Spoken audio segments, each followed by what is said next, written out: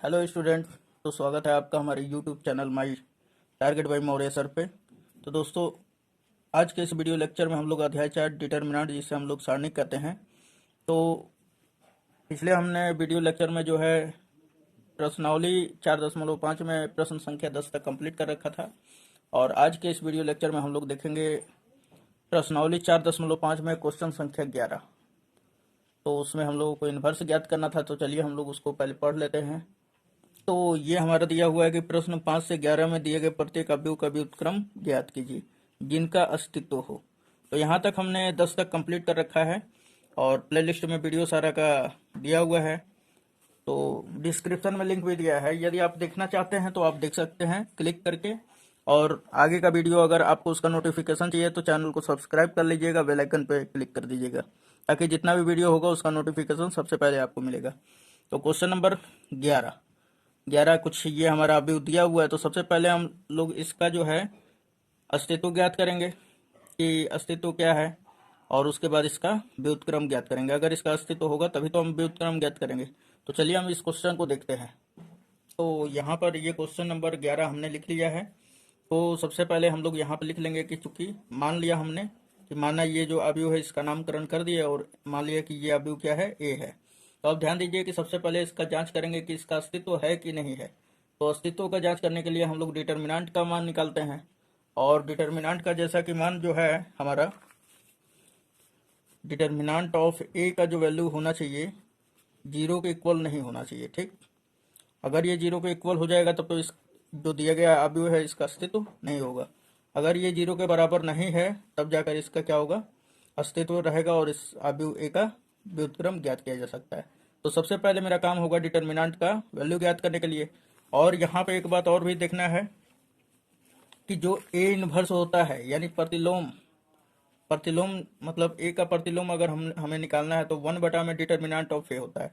तो determinant of ए का जो है वैल्यू निकालना दो फायदा करेगा, पहला कि हमारा अस्तित्व, और दूसरा हमारा यहाँ पे मान रखने के लिए। तो चलिए सबसे पहले हम लोग डिटर्मिनेंट ऑफ ए का वैल्यू ज्ञात करते हैं। तो सबसे पहले हम लोग अब डिटर्मिनेंट ऑफ ए का वैल्यू ज्ञात करेंगे। सो हमने यहाँ पे लिख दिया है, ये डिटर्मिनेंट के अंदर हम लोग रख लेंगे इसको। ठीक, ये हमने रख लिया। उसके बाद अब इसका जब डिटर्मिनेंट ज्ञात किया जाता है स्टूडेंट, तो सबसे पहले हम लोग लिख देंगे कि R1 के अनुदिश प्रसरण करने पे या R1 के सापेक्ष प्रसार करने पर।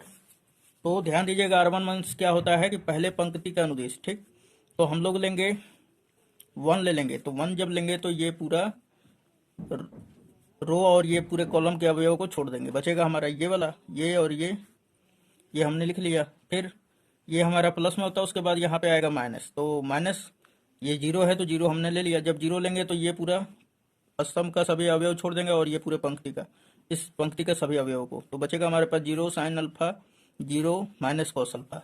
सो हमने यहाँ पे लिख लिया है। उसके बाद देखिए कि अब यहाँ पे -0 आएगा, तो अब यहाँ पे लेंगे +0। ठीक, क्योंकि आपको ये रखना है कि यहाँ पे प्लस, फिर माइनस, फिर प्लस। अब देखिए जब 0 लेंगे हम लोग तो इसको और इसको छोड़ देंगे, बचेगा 0 कॉस अल्फा, 0 साइन अल्फा।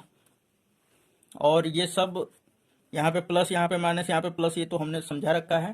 तो ये समझना कोई मतलब समझना है तो आप पीछे का वीडियो देख सकते हैं, जो हमने प्रीवियस वीडियो में बता रखा है डिटर्मिनेंट का मान निकालने के लिए। ठीक, तो यहाँ पर भी हम बता ही दे रहे हैं, इसमें कोई दिक्कत नहीं है। तो देखिए ये पूरा छोड़ देंगे और ये पूरा छोड़ देंगे, बचेगा 0 कॉस अल्फा, 0 फिर साइन अल्फा। तो यहाँ पे हमने लिख लिया। उसके पश्चात अब ध्यान दीजिए कि ये 0 से जब सभी का गुणा होगा तो सब 0 हो जाएगा, चाहे कुछ कीजिए चाहे मत कीजिए, 0 ही हो जाएगा सारा। ठीक, और उसी प्रकार ये प्लस, ये भी हमारा 0 आ जाएगा। सो हमने यहाँ पे सिंपली अब 1 यहाँ पे हमने लिख लिया। फिर माइनस कॉस अल्फा का कॉस अल्फा में करेंगे तो माइनस कॉस स्क्वायर अल्फा। फिर उसके बाद यहाँ पे माइनस आता है, साइन अल्फा का साइन अल्फा में करेंगे तो साइन स्क्वायर अल्फा हो जाएगा। अब यहाँ पे ध्यान देना है कि यहाँ पे हमने लिख ही लिया कि -0 लिख लिया हमने। फिर माइनस कॉस अल्फा का 0 में करेंगे तो 0 हो जाएगा, फिर -0 का साइन अल्फा में करेंगे तो 0 हो जाएगा। फिर उसके बाद प्लस का सिंबल है तो इसलिए यहाँ पे हमने दिया है प्लस। अब ध्यान दीजिएगा कि अब हम लोग क्या करेंगे कि 0 में साइन अल्फा का गुणा करेंगे तो क्या हो जाएगा हमारा 0, फिर -0 का कॉस अल्फा में करेंगे तो -0। उसके बाद फिर अब यहाँ पर क्या करना है कि इन दोनों में से माइनस दोनों में कॉमन है तो कॉमन निकालेंगे। तो माइनस हमने बाहर निकाल लिया, यहाँ पे बचा 1, यानी कि -1 बचा। कुल मिला के यहाँ पे ये प्लस में हो जाएगा दोनों। जब प्लस में हो जाएगा तो आप जानते हैं, क्या जानते हैं कि sine square theta plus cos square theta बराबर क्या होता है, 1। तो इन दोनों का मान क्या हो जाएगा हमारा, 1 के बराबर हो जाएगा। और यहाँ पे तो ये -0 + 0, ये 0 से कोई लेना देना नहीं है। अब ध्यान दीजिए कि ये -1 हमने ले लिया, उसके बाद ये पूरा का वैल्यू क्या हो जाएगा, 1। अब -1 का 1 में गुणा होगा तो क्या हो जाएगा, -1। और -1 जो है इज इक्वल टू नहीं है 0 के, यानी कि -1 बराबर नहीं है 0 के। तो हम कह देंगे कि अतः ए अवयव का अस्तित्व है और इसका व्युत्क्रम ज्ञात किया जा सकता है। तो चलिए, ये तो हमारा डिटर्मिनेंट ऑफ ए बताया ये कि अवयव ए का जो है आप व्युत्क्रम ज्ञात कर सकते हैं।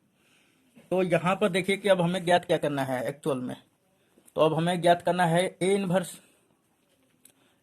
ज्ञात करना है। तो 1 में डिटर्मिनेंट ऑफ ए, तो डिटर्मिनेंट ऑफ ए का तो वैल्यू -1 आ गया है। अब एडजॉइंट ऑफ ए निकालेंगे। तो एडजॉइंट ऑफ ए क्या होता है, तो इसे कहा जाता है अवयव ए का सहखंडज। सहखंडज कैसे ज्ञात किया जाता है, तो सहखंड पहले ज्ञात करेंगे, उसका डैश निकाल देंगे यानी परिवर्त निकाल देंगे, तो वो हमारा क्या हो जाएगा, एडजॉइंट ऑफ ए, जिसे हम लोग इंग्लिश में ट्रांसपोज भी कहते हैं। तो चलिए, सबसे पहले हम लोगों का काम होगा सहखंड ज्ञात करना। तो यहाँ पर देखिए कि हमने ये मान लिया था ए बराबर अवयव। अब क्या करेंगे कि इस अवयव ए का जो है हम लोग सहखंड ज्ञात करेंगे। तो सहखंड हमारा कुछ इस प्रकार रहता है, अगर आप पिछला वीडियो देखे होंगे तो ये पूरा का पूरा समझ में आ रहा होगा, ठीक।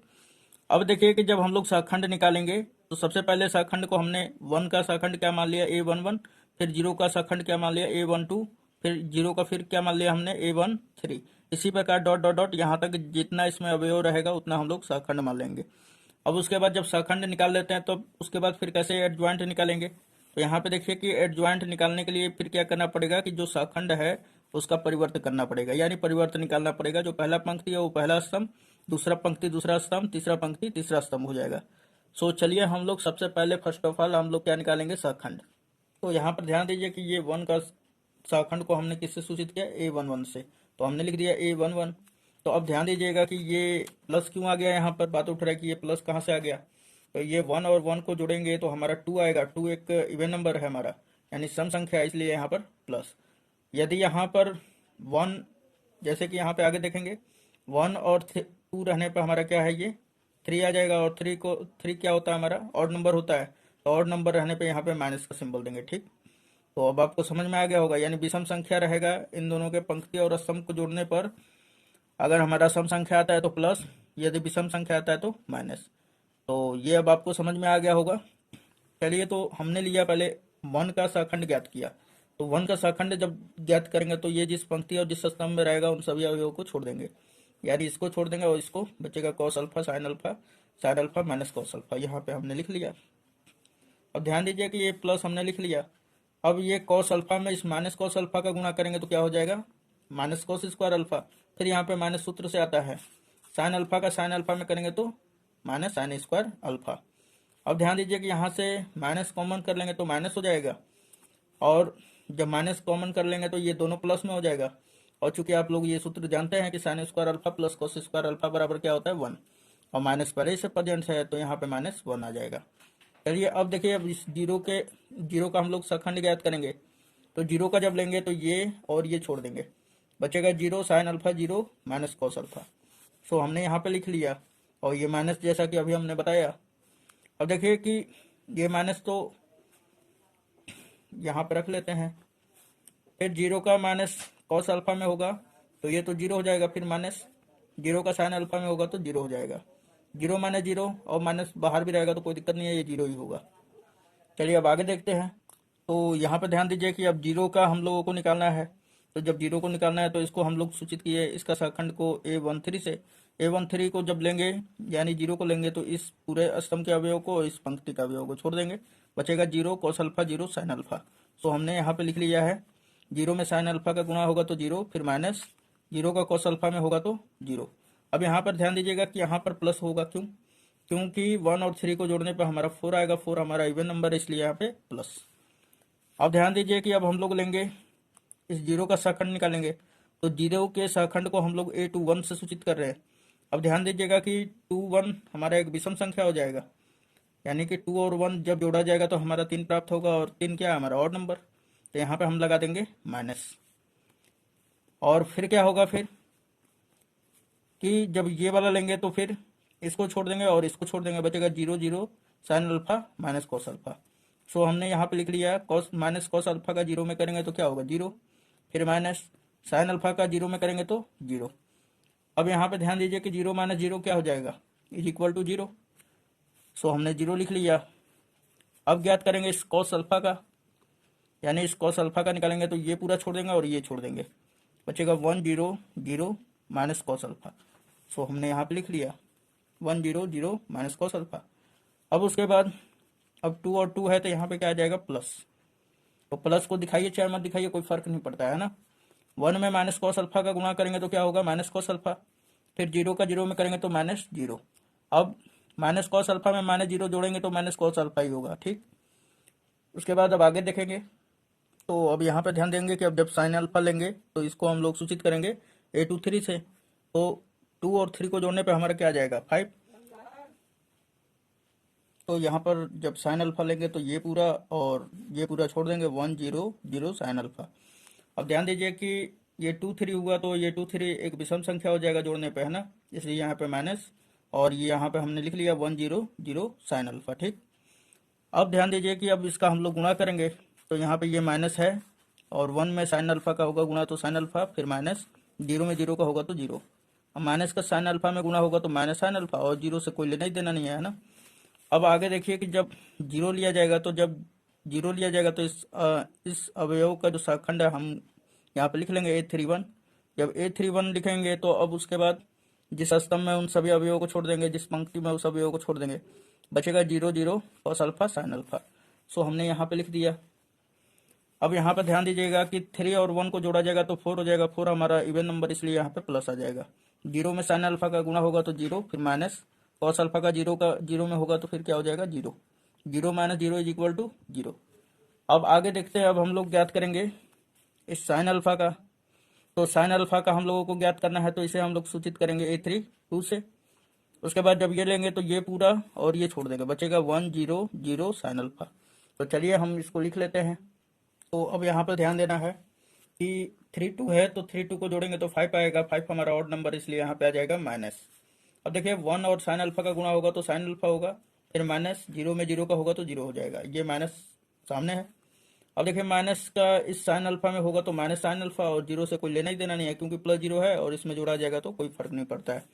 अब हम लोग ज्ञात करेंगे इस माइनस कॉस अल्फा का। तो माइनस कॉस अल्फा के सखंड को हम लोग a33 से सूचित करेंगे, और a33 बराबर क्या हो जाएगा तो ये और ये छोड़ देंगे, बचेगा हमारा 1 0 0 कॉस अल्फा।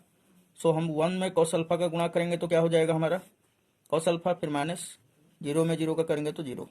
कॉस अल्फा में से 0 जब हटाएंगे तो कॉस अल्फा ही बचेगा, यानी a33 का जो वैल्यू आया हमारा कॉस अल्फा आया। अब देखिए अब पूरा हमारा सखंड प्रत्येक अवयव का हमने ज्ञात कर लिया इसमें।